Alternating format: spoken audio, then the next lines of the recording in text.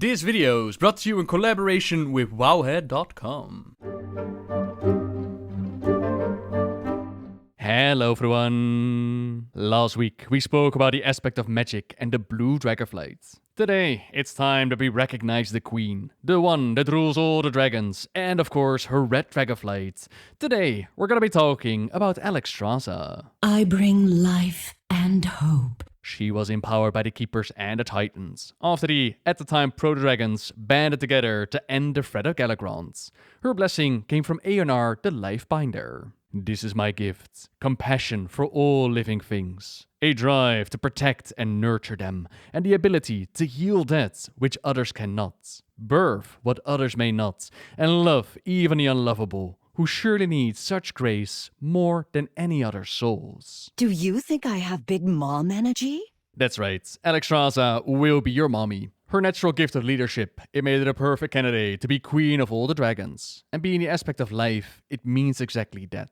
Where a Neltharion would take care of the world, or a Malygos would guard the domain of magic, she would care of its life, no matter where it came from. But interestingly enough, their powers do not just end at the crosshold of the domain of life, they know death equally well. We've seen examples where fallen enemies were reanimated, their memories of life used to find hidden secrets, or perhaps a more widely known resurrection. There was Bolvar Dragon, who fell at the Wrath Gates. When the dragon's fire cleansed the area of the Blight, it also brought him back to life.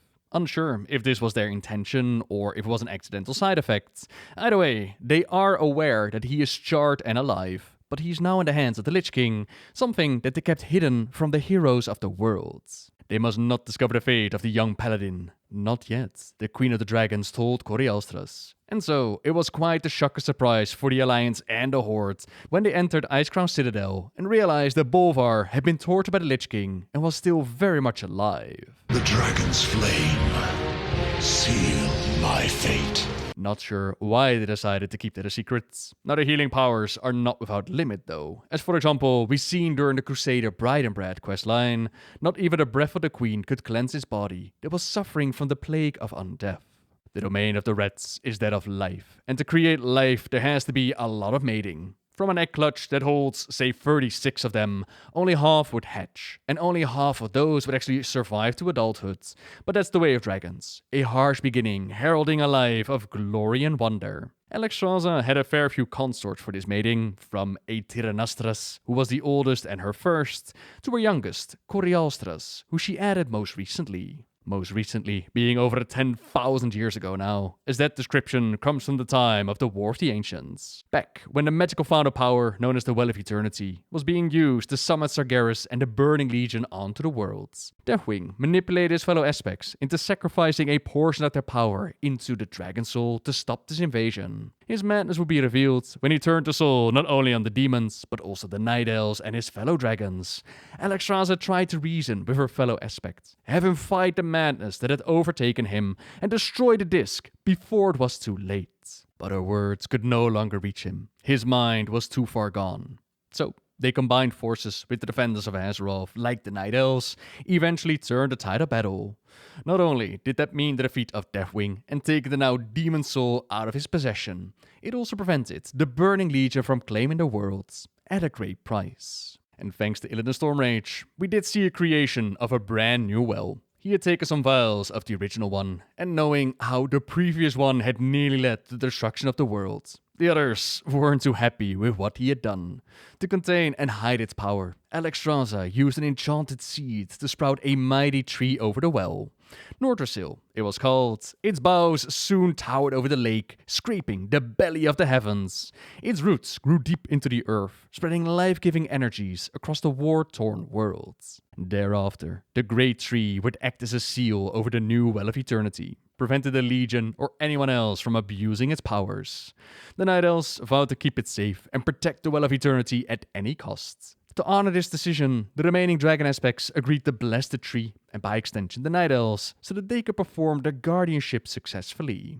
The Queen infused Nordrassil with renewed strength and vitality. That, in combination with immortality provided by Nosdormu, it meant that the Night Elves would stay at the dragon's side for millennia, helping them safeguard the land and sharing these duties. The bond between elves and dragons grew ever closer. One day, we'd even see Queen Alexstrasza and her sister Ysera guide the wedding ceremony between Tyrande Whisperwind and Malfurion Stormrage. Now, while the Queen and the Reds love the old life, there are certain lines you do not cross. Few beings are considered truly evil by her, and even they are not necessarily beyond redemption.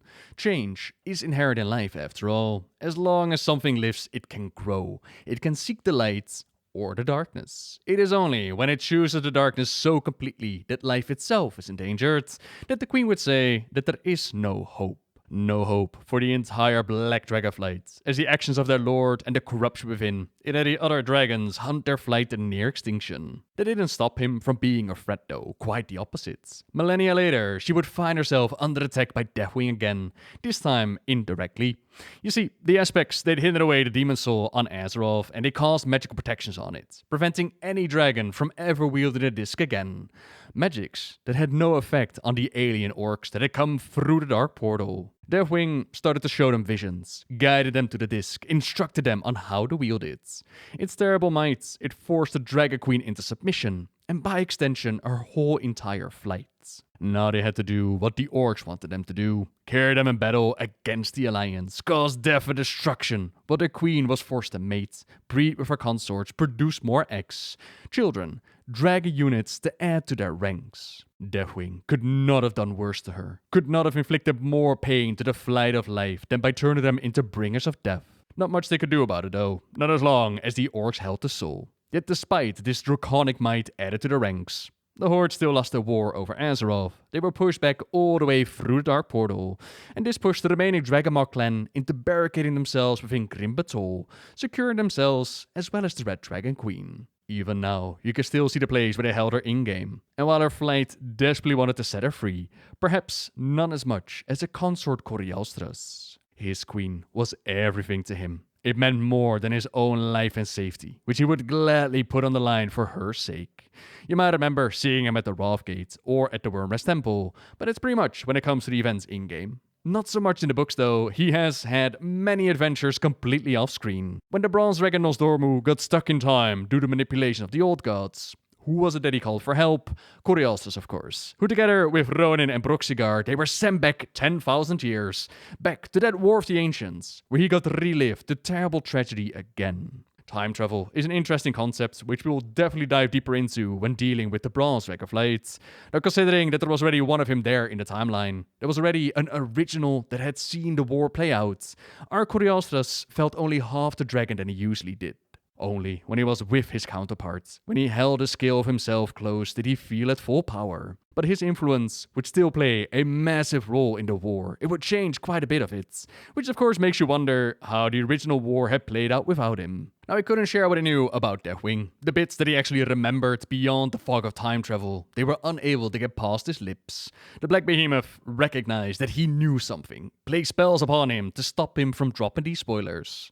Regardless, Corialstras played a massive role during the war, and he saw it through with his allies, making sure that, although the details might have changed, the world still overcame the threat of the Legion. In between, he even managed to save some of the Blue Dragonflight's eggs, a clutch that was abandoned by Malygos when he felt the madness, a clutch that contained the eggs of both Aragos and his sister Kiragosa. Enough of them to survive, but not for the flight to thrive. Hide them away in a pocket universe where time ran extremely slow.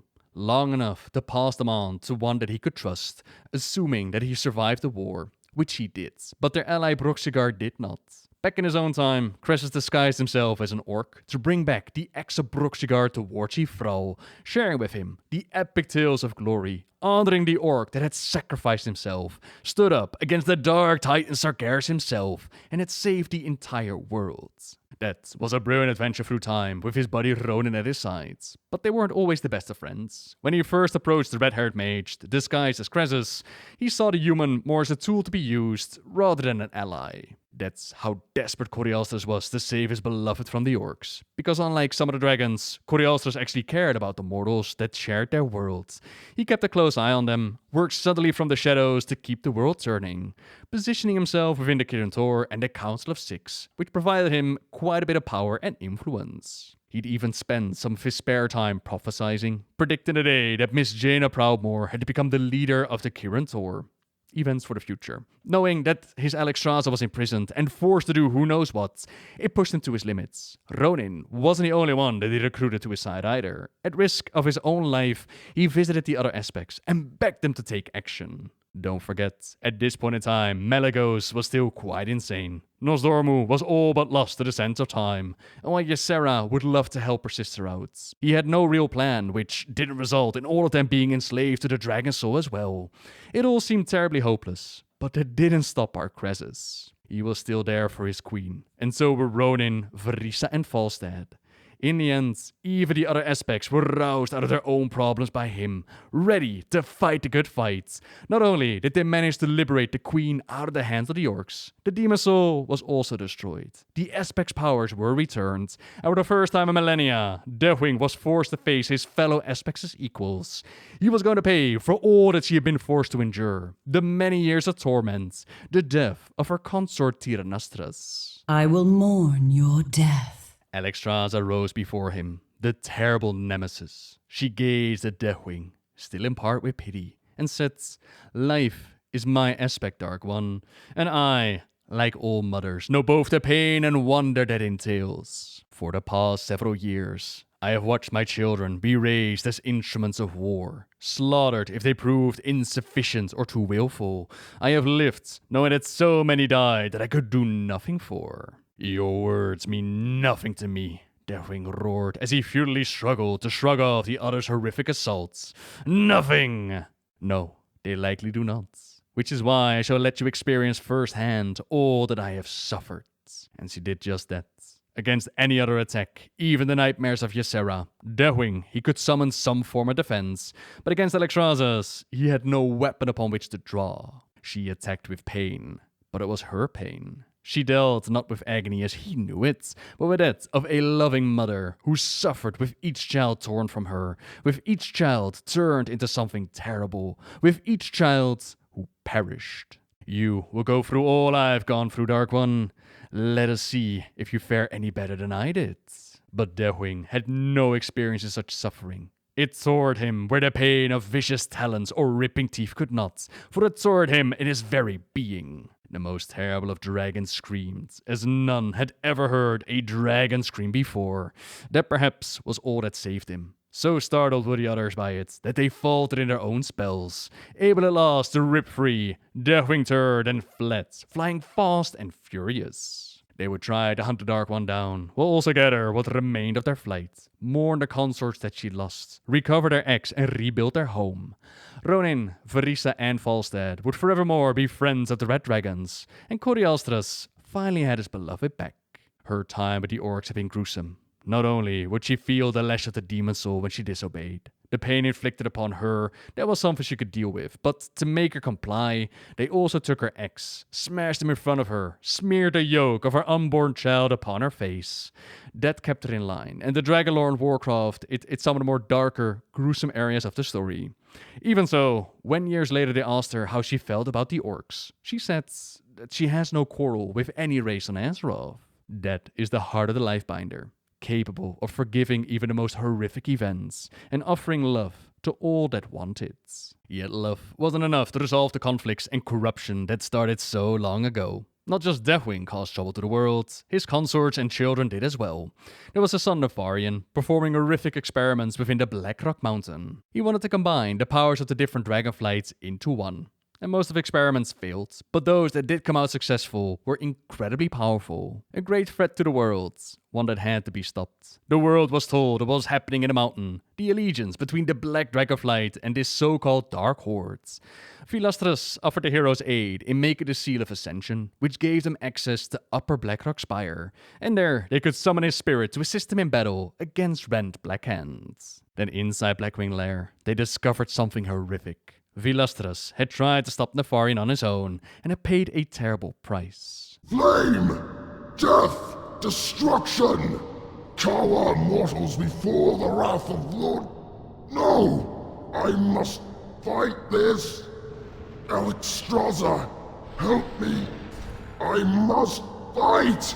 His desperate plea calls out to his queen, to his mother, and the heroes are empowered beyond their limits. Mana energy, rage, and runic power generation, it was through the roof. Burning adrenaline pumped through their veins, increasing their damage done. But all this power, it was too much for their mortal bodies to hold.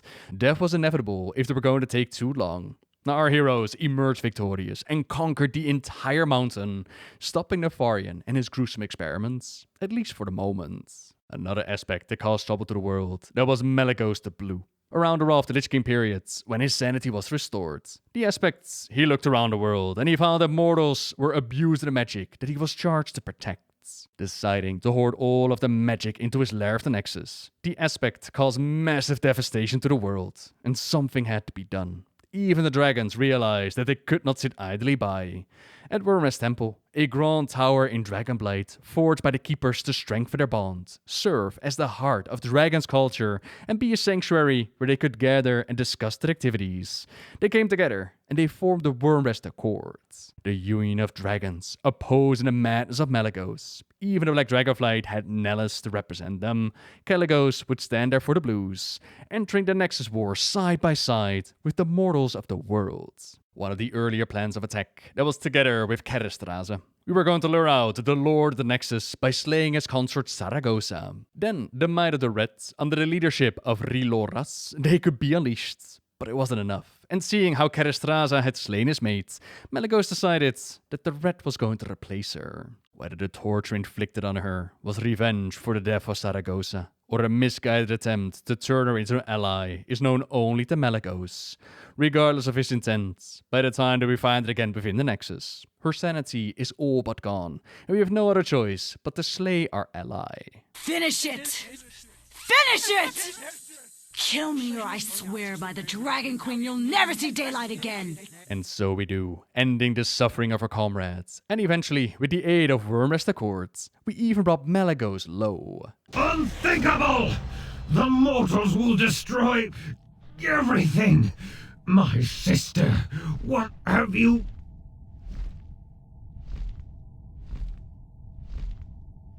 I did what I had to, brother. You gave me no alternative. And so ends the Nexus War. This resolution pains me deeply, but the destruction, the monumental loss of life had to end. Regardless of Malygos's recent transgressions, I will mourn his loss. He was once a guardian, a protector. This day, one of the world's mightiest has fallen. Which, as we discussed last week, caused quite a rift amongst the Blue Dragonflight. Some of them agreed with the Queen and the Wyrmrest Accords, but others, they were more on the side of their Lord Malygos. A rift that became all the more clear when it was time to pick a new leader. The Blues would go for Caligos as the new aspect, while Aragos had secretly allied himself to Deathwing.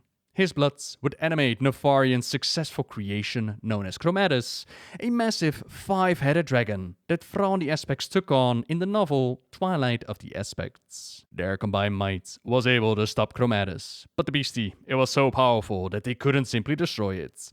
Instead, it was locked away within an arcane prison, where it remains even to this day. Yet, that wasn't the only threat actively working against the flights at the time. In essence, the book, it had Thrall go around teaching the Aspects how to be Aspects again, while Deathwing and his forces did everything they could to remove the flights from the boards.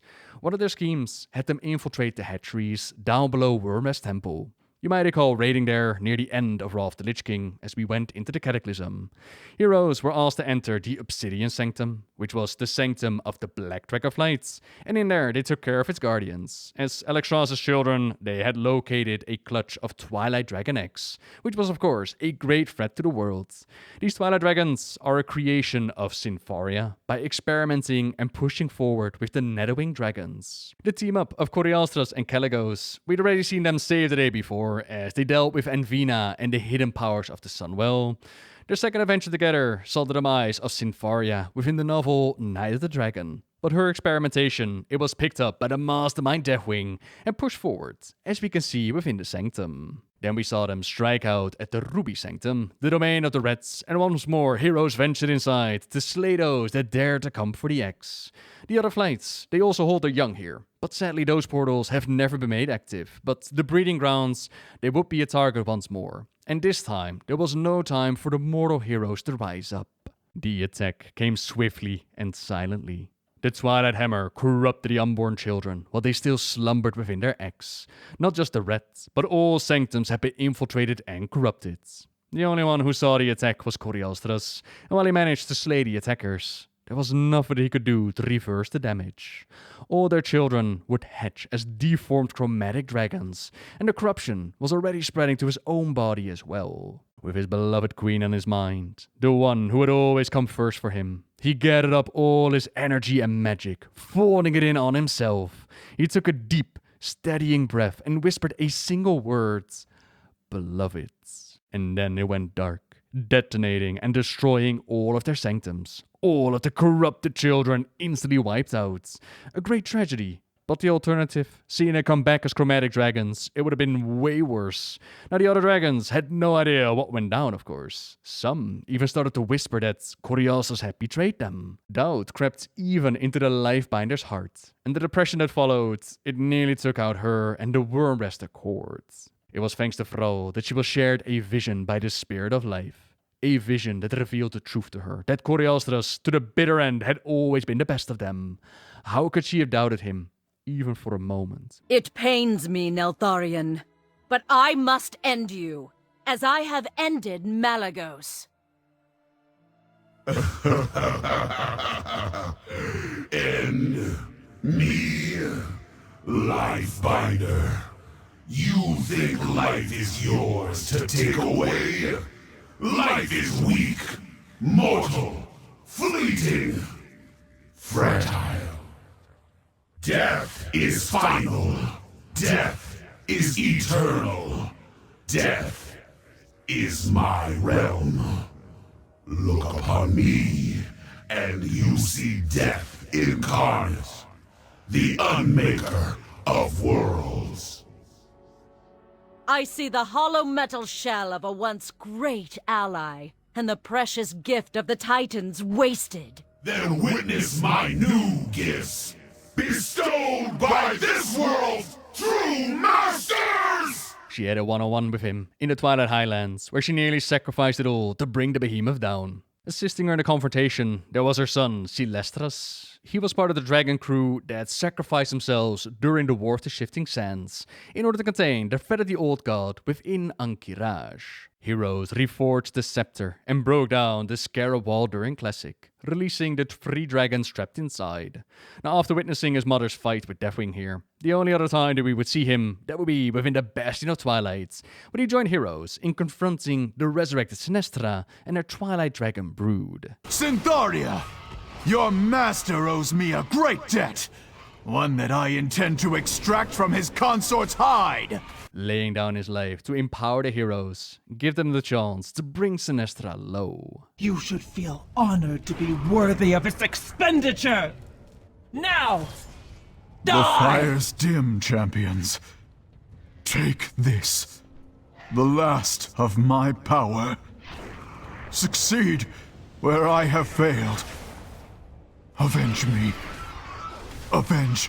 The confrontation between his mother and Deathwing, that would not be the last. Their fight wasn't going to end that easily. This was going to take everything that the world of Azeroth and the dragons had to throw at them. Some of them even decided to cross some lines, like Ria Straza in the Badlands. She had taken Exandra captive, and just like the orcs had treated their queen, Rhea was forcing Exandra to lay eggs for their experiments, to create something that the world hadn't seen in millennia, an uncorrupted black dragon. Rephion, and with her aid and a bit of titanic magic, their experiments actually succeeded.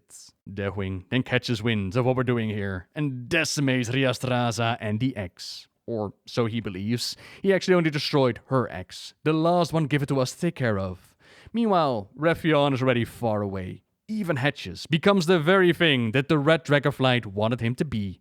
He was a true guardian of Azeroth, an uncorrupted black dragon, but one who wasn't down with being controlled by the rats. He would draw his own plans for the salvation of the world, where heroes took the battle to Deathwing at the Wormrest Temple. Through time they ventured to grab the dragon soul from the past, empower it with the might of the aspects, former War Chief Thrall subjugating as the aspect of Earth. while the forces of the Wormrester Court, led by Lord Devrestras, occupied the temple. Mortals and dragons, they stood shoulder to shoulder at the maelstrom. Their combined might blasted Deathwing with everything they had, and finally the cataclysm was over.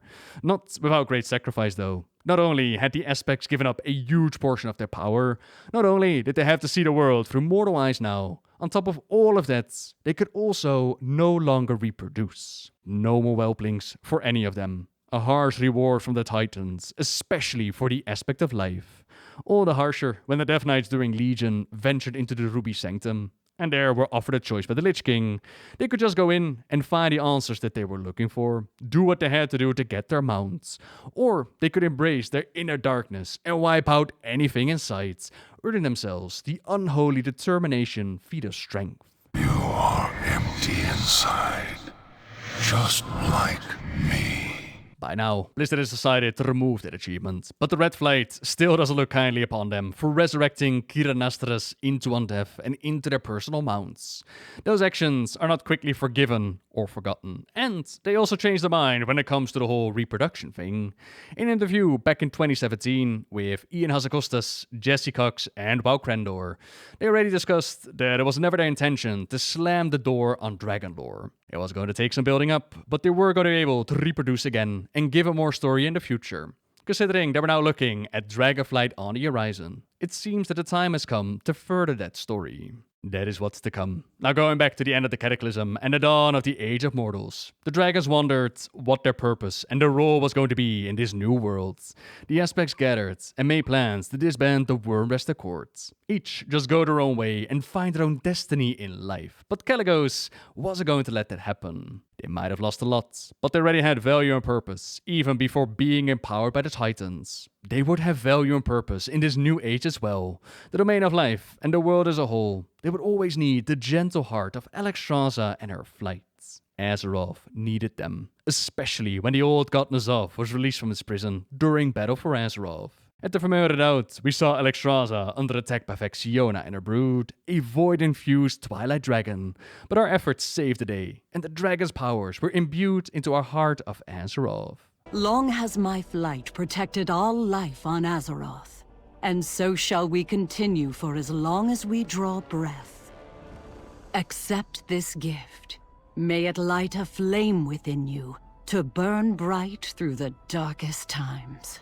And so it did, straight through the darkness of Ny'alotha and the old god N'Zoth, cleansing the world of its old god's infection. The last time that we saw Alexstrasza in the story, and the last thing that I want to mention about the Red Dragonflight, that was to aid her sister Ysera within the Shadowlands. She was in need of a token of lost love, and she knew none to love more and stronger than her sister Alexstrasza. She was expecting a token in relation to her consort Corialstras, but instead, we got a toy gifted to her where they were still proto-dragons. Now, while her love for her consort is everlasting, she had never loved anyone more than Ysera. And champion, please tell my sister that she is sorely missed, fondly remembered, and deeply loved. Ysera and the Green Dragonflights. That's gonna be our story for next week. So for now, thank you very much for watching, everyone. Really hope you enjoyed diving into the story of the Red Dragonflights. Hope you have a better understanding what their guardianship over the domain of life was like going into Dragonflight. Say that you want more details, or just read up on all the things that we talked about today, then check out the related WoWhead article in the description down below. As for me, you can subscribe and hit the bell if you want to be notified on future uploads. Maybe leave a like if you enjoyed the video. And yeah, until next time. See ya!